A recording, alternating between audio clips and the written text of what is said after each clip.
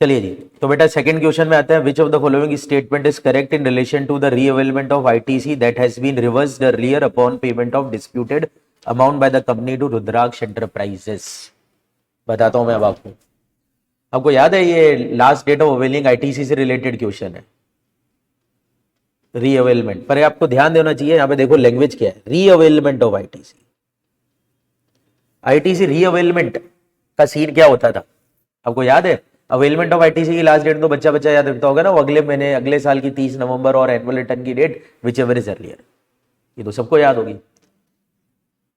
पर रीअवेलमेंट का केस आता था 180 डेज वाला कानून, किसी को याद हो? जो लास्ट में अपन देखते थे 180 डेज में अगर आपने सप्लायर को पेमेंट नहीं किया तो जितना भी क्रेडिट अपन ले चुके हैं उसे हमें रिवर्स करना पड़ेगा, पर जैसे हम वापस से पेमेंट कर देंगे हम वापस से रीअवेल कर सकते हैं क्रेडिट। तो जब रीअवेलमेंट की बात आएगी ना बेटा, कोई लास्ट डेट नहीं, कभी भी रीअवेल कर सकते हैं। जैसे ही हमने पेमेंट करा, भले 3 साल बाद हमने पेमेंट करा, तो हमने 180 डेज में पेमेंट नहीं करा तो हमने क्रेडिट लेकर रिवर्स कर दिया ना, उसके बाद जब रीअवेल करेंगे तो कोई लास्ट डेट नहीं है, there is no last date. तो अब ये क्वेश्चन उसी से रिलेटेड है। देखो अब डेटा पढ़ो। Company paid in Rudraksh, company paid an amount of 5 lakh along with the tax payable thereon to its supplier Rudraksh Enterprises pursuant to the settlement of dispute in December month of current financial year। ठीक है। The company had earlier reversed the ITC related to supply received from Rudraksh Enterprise due to non-payment of consideration and tax amount. The invoice was issued by Rudraksh Enterprise in the month of September for the previous financial year। क्या है भाई, हमने रुद्राक्ष को कोई payment ना 5 लाख रुपए का किया ही नहीं था, पहले पिछले साल के सितंबर का बिल है, पेमेंट ही नहीं किया, क्रेडिट ले लिया था, फिर रिवर्स कर दिया, क्योंकि हमने पेमेंट नहीं किया तो हमने रिवर्स कर दिया, 180 डेज वाला लॉ लग गया होगा। फिर अब हमने सेटलमेंट कर लिया रुद्राक्ष के साथ और हमने अभी दिसंबर में उसका पेमेंट कर दिया। तो सितंबर का अगले पिछले साल का बिल है, दिसंबर में भी हम पेमेंट कर रहे हैं, बच्चा दिमाग लगा रहा है सितंबर से नवंबर है तो खत्म हो गया टाइम भाई अवेलमेंट का। पर नहीं, कुछ नहीं है last date of avail, reavail कर रहे हैं हम, अवेल थोड़ी ना कर रहे हैं, कोई लास्ट डेट नहीं है। तो इसलिए आंसर देखिए अब आपके सामने है। देखिए सिंपल सा क्वेश्चन था, आंसर था ITC can be reavailed without any time limit after making the payment of disputed amount along with tax payable thereon to Rudraksh Enterprises. अगले पे आ जाइए। The amount of tax to be deducted at source under GST law by the governmental agency of Gujarat is. TDS का question है, GST में TDS का section 51 है। Government या गवर्नमेंटल एजेंसीज को टीडीएस काटना होता है अगर कॉन्ट्रैक्टेड वैल्यू 2.5 लाख से ऊपर है, जब सप्लायर को पेमेंट कर रहे हैं अपन, और 1+1% टीडीएस काटना होता है सीजी एक और एसजी एक मिलाकर, तो 2% हो जाता है। पर वहां पे भी एक कानून आता था, अब आप थोड़ा सा ध्यान दीजिए, मैं आपको पीछे ले चलता हूँ। आपको याद है एक कानून आता था 51 में, टीडीएस काटने की जरूरत नहीं है। कब नहीं काटना होता था टीडीएस? ऑब्वियसली जब contracted value less than 2.5 lakh है तब तो वैसे ही नहीं काटना। एक तो थ्रेशोल्ड वाला लिमिट था और एक और था, उस प्रोविजन में बहुत इंपॉर्टेंट एक कानून आता था, अभी जनवरी में भी उसी में पूछा था पेपर में। अगर लोकेशन ऑफ सप्लायर और प्लेस ऑफ सप्लाई उस राज्य में है जो रिसिपिएंट के राज्य से अलग है, रिसिपिएंट कौन होगा 51 में? गवर्नमेंट या गवर्नमेंटल एजेंसीज होगी, वही तो है रिसिपिएंट, वही तो पे कर रही है रिसीव करके सप्लायर्स को। तो जब सप्लायर को पेमेंट कर रही है तो टीडीएस काट रही है, ये तो है लॉजिक। तो अगर रिसिपिएंट के राज्य की लोकेशन अलग है और लोकेशन ऑफ सप्लायर है, प्लेस ऑफ सप्लाई दोनों अलग राज्यों में आता है, तो फिर टीडीएस नहीं काटना होता, पहले कुछ भी होता है। एग्जाम्पल के लिए राजस्थान सरकार ने गुजरात के व्यापारी से कुछ खरीदा, अब मान लीजिए कि सप्लायर गुजरात का है, सरकार राजस्थान की है और राजस्थान में रजिस्टर्ड है, गवर्नमेंटल एजेंसी राजस्थान में रजिस्टर्ड है, सप्लायर गुजरात का है, और मान लीजिए कि जो गुड्स या सर्विस खरीदेगी उसका पीओएस भी गुजरात आ जाए, तो राजस्थान सरकार पेमेंट करते वक्त कोई टीडीएस नहीं काटती है। तो अब आपको ध्यान देना है, तो टीडीएस का क्वेश्चन है ना, गवर्नमेंटल एजेंसी का कुछ पेमेंट है, देखिए अब आप ये रिया गवर्नमेंटल एजेंसी का, इस पैराग्राफ में मिल जाएगा answer. Company provided accommodation service to governmental agency. देखो कंपनी मतलब जिसका हम क्वेश्चन कर रहे हैं, हमारा क्लाइंट का नाम क्या है? संभव लिमिटेड। अभी देखिए रजिस्टर्ड है जीएसटी में कंपनी, तो अब देखिए ध्यान से, company provided accommodation service to governmental agency of Gujarat. तो गुजरात की सरकार गुजरात की गवर्नमेंटल एजेंसी को सेवा बेची है, और ये गवर्नमेंटल एजेंसी केवल गुजरात राज्य में ही रजिस्टर्ड है। तो इसका मतलब मैं बोल सकता हूं location of recipient that is governmental agency की लोकेशन गुजरात है, सप्लायर की लोकेशन पता लगानी है, पीओएस पता लगानी, ठीक है। तो कंपनी क्या कर रही है? कंपनी ने एक hotel located in the state of Rajasthan, hotel मतलब मूवेबल प्रॉपर्टी, अगर होटल की सेवा, अकोमोडेशन सेवा बेची होटल में, तो पीओएस तो पक्का हो गया, राजस्थान आएगा ऑब्वियसली। फिर रजिस्ट्रेशन भी सप्लायर ने जो ले रखा होगा राजस्थान में ले रखा होगा। तो आगे पढ़ने का मजे नहीं आ रहा। वैसे जो भी सेवा गुजरात की इस एजेंसी ने खरीदी, 25 लाख रुपए की सेवा है, 2.5 लाख की वैल्यू से बहुत ज्यादा है।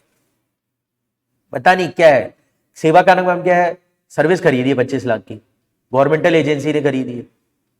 पर सप्लायर की लोकेशन, प्लेस ऑफ सप्लाई दोनों राजस्थान में आते हैं, और रिसिपिएंट कहां का है, गुजरात का है। जवाब क्या है, नो टीडीएस। आंसर क्या हो गया, नील। कुछ टीडीएस नहीं काटना है भाई, क्यों काटेंगे, nothing.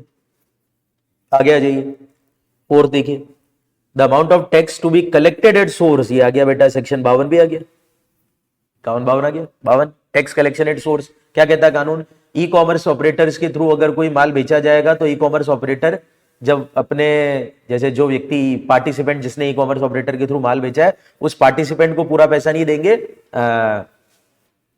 Tax collection at source का पैसा काट के देंगे। टीसीएस की रेट क्या है, 0.25 प्लस 0.25, आधा परसेंट, आधा परसेंट। तो टैक्स कलेक्शन एट सोर्स 0.5% करेंगे, कितने पे, नेट सप्लाईज की वैल्यू पे। नेट सप्लाईज मतलब कि अगर मान लीजिए कि मैं एक ई कॉमर्स ऑपरेटर हूं, आपने मेरे थ्रू 50 लाख का गुड्स बेचा, मेरे साइड पे 50 लाख का गुड्स बेचा, तो 50 लाख रुपए का जो भी पैसा है वो तो मेरे पास आ रहा है क्लाइंटों से, मेन ग्राहक का तो पैसा मेरे पास आ रहा है, मैं आपको दूंगा पैसा। तो जब मैं आपको पैसा दूंगा तो मैं आधा परसेंट काट दूंगा। अब 50 लाख का आपने माल बेचा, 15 लाख का आपका रिटर्न आ गया, तो 35 लाख पे काट लूं नेट सप्लाई पे, 0.5% टैक्स कलेक्शन एट सोर्स का पैसा काट के। यह है कानून 51-52। तो अब जनवरी महीने में कितना टैक्स कलेक्शन एट सोर्स करना है, आइए जी जनवरी महीने की डिटेल चलते हैं, ई कॉमर्स ऑपरेटर में चलते हैं। ई कॉमर्स ऑपरेटर का पैराग्राफ ये देखिए, जनवरी में पढ़िए, इस पैराग्राफ में समझ जाएगा। During the month of January Damdam limited supply goods worth ₹75 lakh. Damdam कौन है, हमारा ई कॉमर्स ऑपरेटर, हम ईसीओ हैं। देखो, कंपनी ई कॉमर्स प्लेटफॉर्म, हमारे प्लेटफॉर्म से दमदम लिमिटेड ने 75 लाख का गुड्स बेचा। तो हम जब दमदम लिमिटेड को पेमेंट करेंगे तो टैक्स कलेक्शन एट सोर्स काटेंगे। अब यहां पे देख लो, इनकम टैक्स में टैक्स कलेक्शन एट सोर्स को लिया जाता है, वसूला जाता है। जीएसटी में टैक्स कलेक्शन एट सोर्स का अमाउंट माइनस करके दिया जाता है। ये बड़े इंपॉर्टेंट बात है, जब मैंने पढ़ाया हुआ है तभी मैंने चिल्ला चिल्ला के समझाया था। Out of this supply the goods amounting to ₹15 lakh was return in the January. अब क्या हुआ, 75 लाख रुपए का माल बेचा, 15 लाख का उसका रिटर्न हो गया, तो उसकी नेट सप्लाई की वैल्यू क्या हो गई, 60 लाख हो गई। ठीक है, यहां तक का data. Further company supplied on product, खुद का भी माल बेचा है हमने, इस पे थोड़ी ना टैक्स कलेक्शन, हमने खुद का बेचा है, हमारी साइड से बेचा है, हम थोड़ी ना कुछ करेंगे। और कुछ हमारी ई कॉमर्स प्लेटफॉर्म से होटल अकोमोडेशन सेवाएं भी बेची गई है, जो 9(5) वाली है। अगर आपको याद हो, होटल अकोमोडेशन की सेवाएं 9(5) में आती है, जिसका जीएसटी ई कॉमर्स ऑपरेटर को देना होता है। और 9(5) की सप्लाईज पे टैक्स कलेक्शन एट सोर्स की जरूरत नहीं है 52 के अंदर। As an e commerce operator, अगर पार्टिसिपेंट्स ने, ई कॉमर्स पार्टिसिपेंट ने 9(5) की सप्लाईज की है, 9(5) जिसका जीएसटी ऑपरेटर खुद देता है, ना रिसिपेंट देता है ना सप्लायर देता है, याद करो। उसमें याद है होटल का नाम आता है। अगर होटल अकोमोडेशन की सेवा में जो सेवा देने वाला है वो खुद अनरजिस्टर्ड है तो 9(5) में आता है। ये भी कानून है पूरा का पूरा, याद। गोवाई बीबो होटल, मैंने याद करो एग्जांपल्स देता था। तो 52 9(5) की सप्लाईज पे नहीं लगता है। तो इसका मतलब है इस पे टैक्स कलेक्शन एट सोर्स नहीं होगा क्योंकि ये तो हमारा खुद का माल है। इस पे नहीं होगा क्योंकि ये 9(5) वाली सप्लाई है। तो मात्र 75 लाख की होगा, 75 माइनस 15 60 लाख, 60 लाख पे 0.5% tax collection at source at the rate of 60 lakh into 0.5%, 30,000 simple. Finally 5वीं, last date of issue of invoice. Last date of issue of invoice में तो चैप्टर वो आ जाएगा, tax invoice, debit note, credit note. और सेवा क्या ना, किसका बिल है, construction of road, construction of road service है। तो सर्विस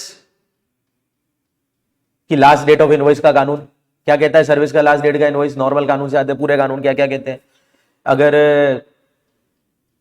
जनरली तो कंप्लीशन या उससे पहले बिल बना सकते हो, और कंप्लीशन के बाद 30 डेज के अंदर, वरना 45 दिन के अंदर, वो वाला कानून। और कंटिन्यू सप्लाई ऑफ सर्विस हो तो फिर वो अगर due date of payment ascertainable है कॉन्ट्रैक्ट से तो ऑन और before due date of payment, ascertainable नहीं है तो ऑन और बिफोर डेट ऑफ पेमेंट, और इवेंट वाइज अगर पैसा मिल रहा है तो ऑन और before completion of each event, on और before completion of each event. यही है लास्ट डेट ऑफ इनवॉइस, यही है लास्ट डेट ऑफ इनवॉइस।